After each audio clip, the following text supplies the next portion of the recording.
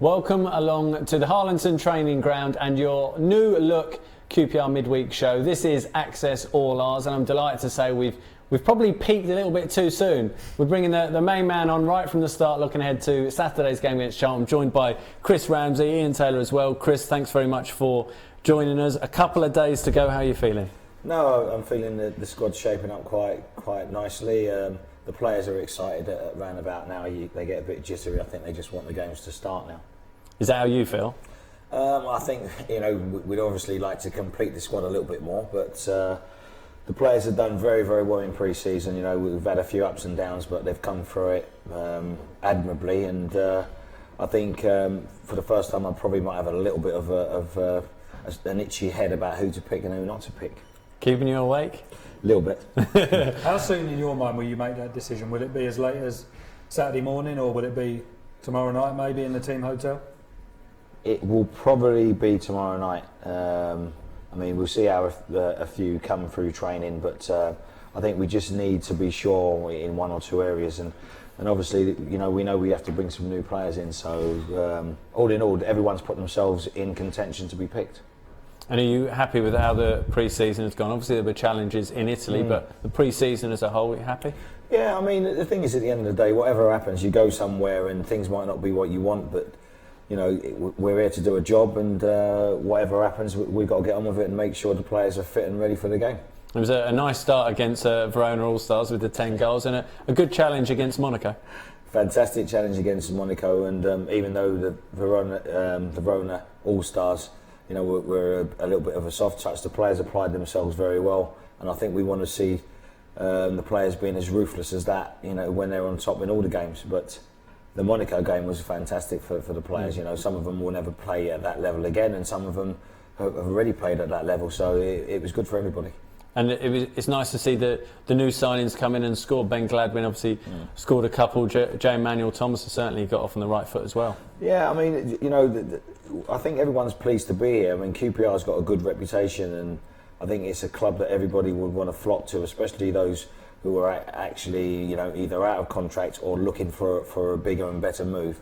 I think this is the sort of club that people will look at as a place where we can build something for the future. And you look at the younger players, Aaron Mitchell there, he scored a couple of great goals in the QPR in-house match, if you like. Yeah. How impressed have you been by him? He's been someone who's impressed me since I've been here. He's only small, but he gets around the field. He's not scared of anyone, and I'm hoping that he can push on this season. And Jamie Mackie, we all know what he brings to the table, and I think the Monaco defenders probably got a bit of a surprise by the way he was approaching that friendly. No, he's fantastic, and he's infectious around the place, and if everyone can share in his enthusiasm and energy, I think we'll be okay. You talked about signing players of the correct ability and of the right temperament. Mm-hmm. How big a thing is character for you? I think you'll take that over most things, really, because if someone's got good character and a good personality around the place, you can build on everything else. You can have all the ability in the world, but if you're not prepared to practice and work hard, you're never going to come to anything. There's been 7 signings so far, and it probably seems quite a lot, but then when you look at the complete change, the ins and outs there, we've had 13 players leave the club since the end of last season, 7 come in, so you're still almost in a deficit of 6 in terms of numbers. Of those 7 that you've brought in, Luongo, Gladwin, Emmanuel Thomas, Mackie, Sherry, Perch and Konchesky, must be pleased with that. No, I'm really pleased with the way they've fitted in with the boys. They've just come straight in, and the lads have accepted them for their work rate, and they're obviously come with a little bit of a reputation that they're good players. But obviously when you lose that many players, you're always looking to make sure that you refill the squad with similar amount of players, because 46 games, that's just in the league. You're going to need a squad because there's going to be inevitable injuries. And more to come? I hope so. I hope we can probably at this stage with our financial situation, we probably need to utilise the loan market. But as the window shuts in a couple of weeks' time, I think there'll be a lot of activity for all clubs towards the end of that window. Yeah, 3.5 weeks ago, we got a question from Tiago on Twitter who says, are you looking to buy/loan a few more centre-backs? Is that an area you're looking to strengthen? Yeah, I think that's an area that we definitely need to. I mean, obviously Clint Hill's going to be here as a utility player all along the back four, but we know that we need to strengthen that area, because one of the things I felt last season is that as much as we did play well and create chances in different games, we were very soft towards the end of games. You know, in the 80th minute onwards, we lost games that we probably should have either got a point or won. It's an interesting point, actually. I remember one of the training sessions in Italy. The squad were training for 89 minutes, and then you made a real big point of saying it's the 89th minute. This is where we've lost a number of games over the last 6, 12, even going back in my time at QPR. It seems to be something that's been regular over the last 3 or 4 years. Is that something that you've pinpointed ahead of the new season? Yeah, because I mean, you're not going to play well in every game, and sometimes you have to go away from home on a cold Tuesday night, and you have to get a point. Just grind out the point, and worst ways you might even win. But what you can't do is be soft and work your guts off till the end of the game, and then lose it with something soft. How do you address the issue of late goals? I think really a lot of it is just your mental strength. I think fitness comes into it a lot of the time, and concentration. And believe it or not, technique comes into it, because when you get tired, your technique goes, and your decision making becomes compromised, and hence you make mistakes. And we've had plenty of tweets coming in. You can tweet us using the hashtag #AccessAllOurs if you have got a question for Chris Ramsey. A number of people have done that. Yeah, Oliver Miller, he's not cutting to the chase. Will Charlie Austin start on Saturday? I'm sure you're not going to give away the secrets of your trade thus far, but will he start Saturday? If he's fit and available. If he's fit and available, he'll be in the squad. I can go as far as to say that. Is that a fence you're sitting on? Plastic seat. How is we're talking about Charlie Austin then? It's obviously, I would imagine it must be quite a challenge for him. I suppose he had similar a couple of years ago when he was at Burnley, and he nearly joined Hull, then he joined us. So he has actually got experience in this area where there is a lot of speculation. How has he been around the place? He's been brilliant. I mean, for a young lad to have so much speculation around him and then keep concentrated, I think that's very difficult. I mean, I'm not saying he's concentrated 100% of the time, because as a young person, your mind does distract, but I think he knows he has to keep himself fit, and I think he feels that he can, pay the QPR fans for their loyalty and their support of him. But obviously, as an individual, you always want to play at the highest level, and I think he's targeting going to the Euros this summer. So the Premier League is a thing that will allow him to do that. But he said it on more than one occasion. You know, he's not gonna leave here to join a club that he doesn't believe is better than the one that we're in now. So I think it's going to be high hopes for him and high hopes for anybody who takes him in. It's not going to be a run-of-the-mill club. It will be someone that's actually got some prospects, and I think he's right to do that. And from your point of view, as long as he's here, he's available for selection. As long as he's here and training in the guys that he's been training in, then he'll be available for selection. Another question on Twitter, Supercat says, what is Chris's expectation for this season, and does he think the fans' expectations for this season are realistic? I guess the expectation from a fan's point of view is we're QPR, we've been in the Premier League 3 of the last 4 years, we've got to bounce straight back up, but I think the message from inside the camp is let's just go about our business in the right way, let's not scream and shout about where we expect to be and just see where it takes us. Well, I think when you look at the ins and outs scenario, it tells its own story. And I think that we have to be careful that we don't emulate some of the other Premiership clubs that have slipped again. We need to really consolidate. We really do need to get a foundation that when we do eventually get back to the Premiership, that we've got a solid foundation that we can stay there for, like your Southamptons and your Stokes and teams like that, and become one of those stabilised Premiership teams. It's widely known that Leroy Fair failed a medical at Sunderland in the last 24 hours or so. I guess from Leroy's point of view, he'd be desperately disappointed. from your point of view, you may now have a Dutch international on your books for the forthcoming season. I mean, to be honest with you, his attitude since he's come back is from that. I mean, I think he. So this morning, you mean? Yeah, this morning. Yeah, he's obviously disappointed. Anyone's disappointed when a move breaks down, but to be honest with you, he's always said it even before he went for the medical. Once he's here, he's going to keep himself fit and be fully committed to the cause. So I've got no problem with that, and it's a good problem to have someone of that quality on the books that is going to stay this season. And 2 Dutch number 10s you've got now. Yeah, very good. I'm very happy. Very happy that they're going to fight it out amongst themselves. Have you been impressed with Cherry, because he seems to have settled in very well? I think he's come here with a mission for himself to get to the Premier League, either with us or somebody else. Whatever happens, if he plays well enough that we end up losing him, then that means that we've been successful in that way.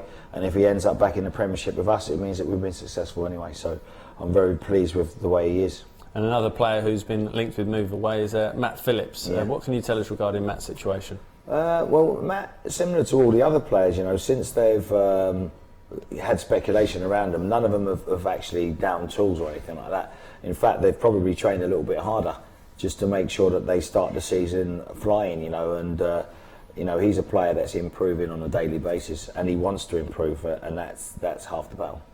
Okay, and just a word on next week's show. We'll be back same time, same place, all being well. You can tweet us your question for the QPR squad. Tweet us using hashtag #AccessAllOurs. What question would you ask the QPR squad? Be a little bit inventive, a little bit imaginative. The best question will be put to a selection of the players, and we'll be showing that on next week's show. Something that's taken place over the course of this season, Chris, the 40th anniversary of the 75-76 squad. There's plenty going on around the club over the course of this season, and it's actually, quite incredibly, a squad where you were able to reel off the names from that squad quicker than you were the current England side. I know. There's some great players in that squad, I mean, great wingers, great full-backs, great centre forwards, great centre halves. I mean, some really good seasoned professionals in that squad, and there's some really exciting players in there. Like Dave Thomas, a fantastic winger. You had Stan Bowles, people like that. Centre halves, McClintock and Webb. Yeah. Clement at right back. There were some fantastic players in that squad. And you look at Stan, there's plenty of activity going on the 22nd of August against Rotherham. It's Stan Bowles Day. Ian, what can you tell us about that? Yeah, so obviously Stan's been recently sadly diagnosed with Alzheimer's. I think he's in the middle stages of that. So the club are liaising direct with the family. There's going to be a number of things that go on that day. We've obviously got Alzheimer's Society as a shirt sponsor for a one-off, and all those shirts will then be auctioned at a gala night dinner to celebrate the 75-76 team. And there's one or two other things which we'll confirm in the coming days, but all really positive stuff to pay tribute to arguably QPR's greatest ever player. And Chris, from your point of view, I would imagine it just helps to ramp the atmosphere up even more for that game against Rotherham. Of course. I mean, I think that we always get a good turnout anyway, but I mean, to pay tribute to someone who's in the hearts of every single QPR fan would be a fitting event for that game. And I know you're a big student of the game, and you like football to be played the right way. You look back to that 75-76 season. I think Jerry Francis's goal on the opening day against Liverpool, it seemed to epitomise the way in which QPR played. It'd be nice to get back to that style of football at Loftus Road. Well, that's what he was like, driving midfield player with good skill. And if you look at the goals, the stanchions, there was only them, and West Ham had those stanchions. Okay, and now looking at the current situation and working with Les Ferdinand, it's a very interesting dynamic, because obviously you know each other very well, but previously at Tottenham you were both coaches. You were both, if you like, on the same level. Now, for want of a better expression, your mate has become your boss. Yeah. How has that dynamic worked? Well, it's about respect at the end of the day. I respect the job that he has to do, and obviously I think he respects the job that I'm doing, because he's been a coach himself. and I think he's going to try and help me as much as he can, so that everybody at the club will be successful. I mean, I've got no qualms that, you know, one day I'll be walking down the corridor and I'll get the tap on the shoulder. And the P45 will emerge from his top pocket. But that's what happens, and you know, you're involved. Hopefully it'll be a few years. Yeah, well, 6 years time. And but you know, you hope that day is in the distant future. But he has a job to do, and first and foremost, I think his job is to make sure that the QPR fans get what they need, and the owners' faith that have been put in him and myself is repaid. What must help you is that you know your philosophy is the same as his, your approach. Yeah, because then what happens is when we scout players, there's a similar view of the type of players that we're going to get. Now, obviously, we know we're not in the market that we were at Tottenham, where they're going out spending 10-15 million pound on players, but you know, at least we've got a closer mindset about the type of players that we want. And I suppose the likes of Luongo and Gladwin sum that up perfectly. Young, raw players with real potential. Yeah, I think that's the way that the owners want to go as well. You know, I think they want to promote players that, you know, either we can sell on or they can be here for a long time and create a real culture around the place. Got a question from Harry on Twitter. We've touched on it briefly already. Is 4-2-3-1 the favoured formation this year? Is that the formation that I know you've said to us? I'm not sure if you've said it in public, but you feel there's a real flexibility about that formation that can switch to a 4-4-2, a 4-3-3 if required. Yeah, I mean, you know, in general, you know, I think formations only help you. I don't think they win you games. You know, I think obviously good defending and attacking principles win you games. But I think a lot of the time you have to look at the players that you have, and then look at the system that suits them rather than the other way around. I don't think you can look at a system, unless you're Man City or Chelsea, where you've got the checkbook to just buy the players that you want to play in your system. You have to look at who's available, who's around, and how you can actually play them to their strengths. A number of people he's a bit of a cult hero here, is Samba Diakite. A number of people have been asking about him and the opportunities he'll get this year, because he's obviously been out of the club for a short while. But I know you've been impressed with his attitude and his desire during pre-season. Yeah, I mean, his attitude's been fantastic. I mean, the thing is, now we're starting to amass some players. These opportunities have been limited, but you know, he played in the game against Atalanta for 10 or 15 minutes. I mean, obviously his conditioning isn't where it needs to be, despite pre-season. He's had a few injuries and a few niggles, but as a person, he's been great around the place. I'm not adverse to giving him an opportunity to play in the team if he shows the form that warrants it. Top Six Sludger is his Twitter name. He said, everybody down under, the Aussie fans down under, are hoping for at least a top 6 place. Can we do it? I think anything's possible, but I think we still have to go with the mantra that we must consolidate our position first, and then what happens after that will be a bonus. Okay, you look at the left back situation, and it was becoming a growing challenge with each passing week with the injuries to Armand Traore, Yoon-Suk Young, and Cole Capek had a problem with his hand as well. Bringing in Paul Konchesky, that one must have really pleased you, and it certainly took a lot of people by surprise. Well, he's a seasoned pro, very fit young man who's 20 young from me. I'll take that. You look younger than him.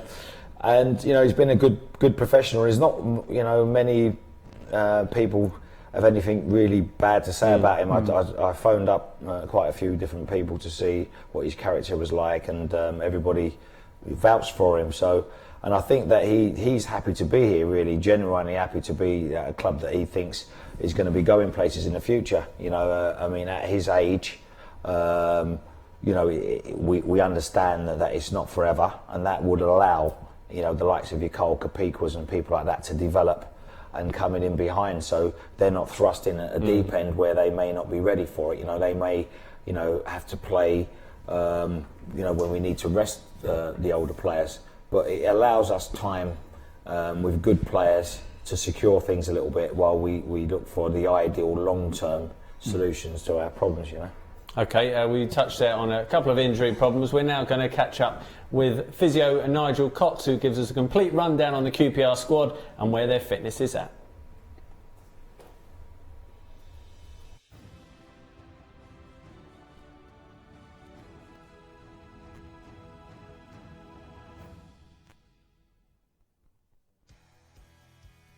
Back in training with us now, and he just had a little aggravation of a knee issue during the summer.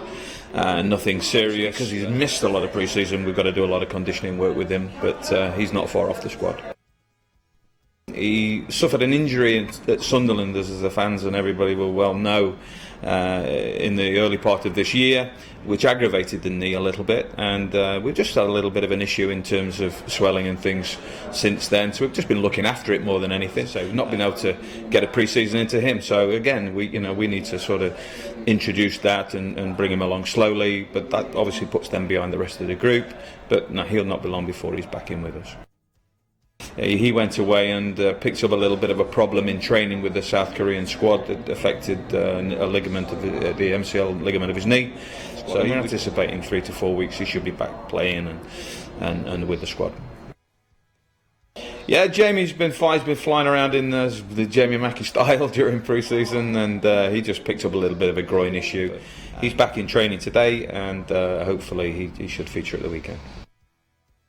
We're happy to say that surgery to date has been absolutely magnificent, and I would love to have Jack in and around the squad in the new year, if that's possible. But it was always going to be a sort of 9-month to 12-month type injury, and as I say, we're certainly not rushing things or getting ahead of ourselves. We're just happy that things are moving along nicely at the moment. He was over in Italy and training and playing hard over there in pre-season. Just picked up a little injury to the patella tendon, the front of his knee. So he's not far off training. We're anticipating maybe dipping him back into training next week, but he's coming on nicely from there. He had a potential fracture of the hand. He's undergone physiotherapy this week. He'll be fine for the weekend's involvement should he be selected.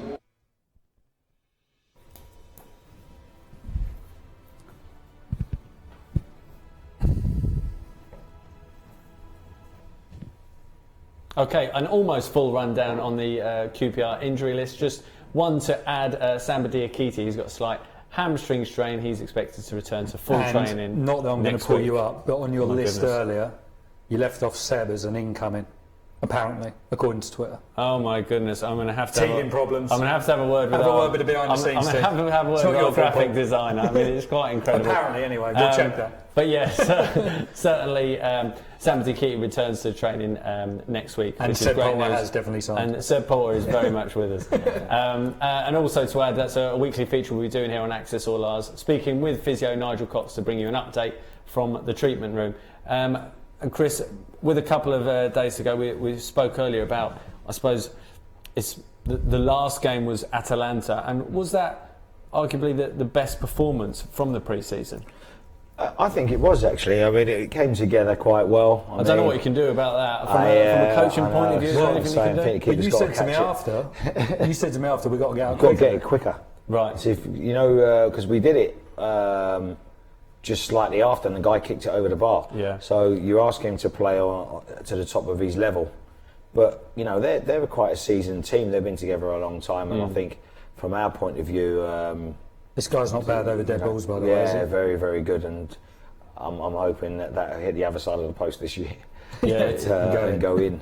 But no, we could have got out quicker to the ball. But I think, all in all, we made a lot of changes, but we kept the fluidity, which I was quite pleased about that, because I think we have got a bit of firepower. We have got a bit of fire. How did Carl miss that? J. Emmanuel Thomas, when he came on, he certainly turned the game. He obviously set Henry up there, and he obviously scored the goal with, I think, barely his first touch. Yeah. He seems he's really got the bit between his teeth. Yeah, I mean, at first we were on about him because he came in not as fit as we would have wanted him to be at the beginning of the season, and I tell him to his face, I'm not talking behind his back. But as he's getting fitter, he's starting to show what qualities he's got and why we brought him here. and hopefully he can take that performance on a little bit further during the season and really show his quality.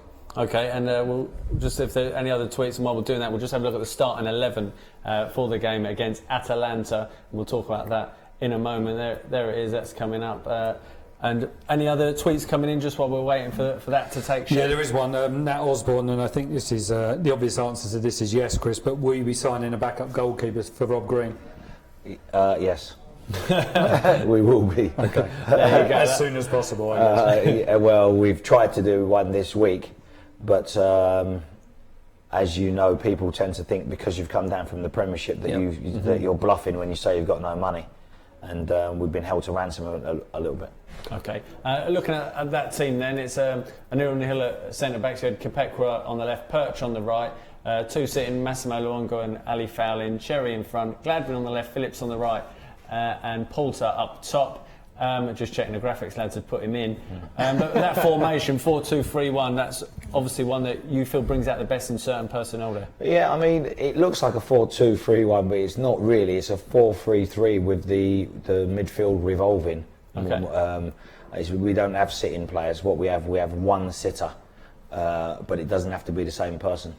So we want to attack with minimum 6 and possibly 7, depending how many players that they defend with. How much work on the training ground goes into that? Yeah, it's just an attitude. It's just to get them. Well, we brought Cherry in, and we think Cherry's somebody that can cause a lot of problems, create goals. So we do have to play him slightly higher up the field. But what we don't want two sitting midfield players where we've only got 4 attackers. We want to play on the front foot. We tried to last. We want to play on the front foot, and we want to attack as much as we can. And I think that we have got the firepower to do that. What we have to be mindful of is the hangover of letting in sloppy goals. And we don't want to do that. That's our main thing. And I think this year, if we can keep some good amount of clean sheets, I'm sure that we've got enough in the locker to score goals. Okay. But in terms of that formation, that movement, the rotation aspect, that's something that I would have thought has to be taught. It's not, I suppose, people. Maybe it's a bit old school. People know a 4-4-2, but that level of preparation, how much work from that side is required, and how well have the players reacted, responded, and taken that on? Well, they've done very well. I mean, the thing is, you bring Cherry in, who understands that from wherever he's come from. I think Massimo understands that from his grounding, and Ali, arguably, if he's fit, is arguably one of the best midfield players in the Championship, with his technique and his enthusiasm and his understanding. As long as he can stay at the top of his game, he'll be fantastic for us in that. So we do have to work on it, but they've worked at it. We'll switch back to Charlton before we end the show, but Yeovil on Tuesday night. QPR's record in cup competitions would probably, if we were to summarise it, would probably last about 5 seconds, so we won't bother. How seriously will you be looking to take that game as well as the other cup games this year? Is it a case of winning breeds confidence? No, I think you have to try and win every game. I mean, wouldn't it be nice to have a good cup run? Yeah, so it'd be fantastic to have a good cup run, and I think that is something that will really be an icing on the cake to get to a final of any cup. I think it's a good day out for the fans. We'll take getting past the first round. Honestly. Yeah. Well, we've got 7 games in the first month, and we want to win as many of those games as possible. I feel that any changes that are made are serious changes. I don't think there'll be weak changes to weaken the team. There'll be changes to play the squad and take into account that we have 7 games in the first month, and that we want to keep as many people as fresh as possible, so that each game we can go 100%. Yeah. So there will be changes on Tuesday, but not changes based on what's stronger and what's weaker, just based on the fact that we do need to change the personnel. And 3,200 QPR fans going to the Valley on Saturday. I know you've made a point in all the pre-season games that your players at the end of every game go over to them, win, lose or draw, to show them respect for their support, and that's a hell of a turnout on the opening day, isn't it? We couldn't ask for more. How could we ask for more? you know, it's a London derby, and we want to make sure that we don't disappoint, and the players will be going over.